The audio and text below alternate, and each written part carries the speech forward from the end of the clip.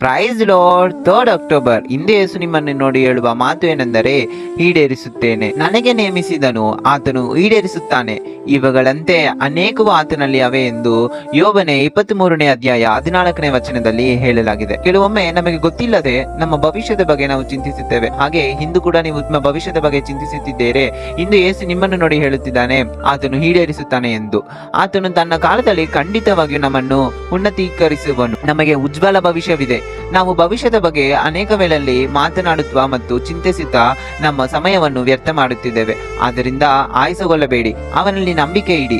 ಅವನು ಖಂಡಿತವಾಗಿಯೂ ಈಡೇರಿಸುತ್ತಾನೆ. ಆತನು ಹೇಳಿದೇನೆಂದರೆ, ನಾಳೆಯ ಚಿಂತೆ ಬೇಡ ಎಂದು. ಆದ್ದರಿಂದ ಭವಿಷ್ಯದ ಬಗ್ಗೆ ಚಿಂತಿಸಬೇಡಿ, ದೇವರನ್ನೇ ನಂಬಿರೋಣ. ಆತನು ಇಲ್ಲಿವರೆಗೂ ನಮಗೆ ಬೇಕಾಗಿರೋ ಎಲ್ಲವನ್ನು ಕೊಟ್ಟಿದ್ದಾರೆ. ಇನಿ ಬರುವ ದಿವಸಗಳು ಆತನೇ ನೋಡಿಕೊಳ್ಳುತ್ತಾನೆ. ಸೊ ಚಿಂತಿಸಬೇಡಿ, ನಿರಂತರವಾಗಿ ಆತನನ್ನು ಪ್ರಾರ್ಥಿಸೋಣ. ಆತನು ನಮ್ಮ ಜೀವನದಲ್ಲಿ ಒಂದು ಅದ್ಭುತವನ್ನು ಮಾಡುತ್ತಾನೆ. By words with ಜಬರಾಜ್.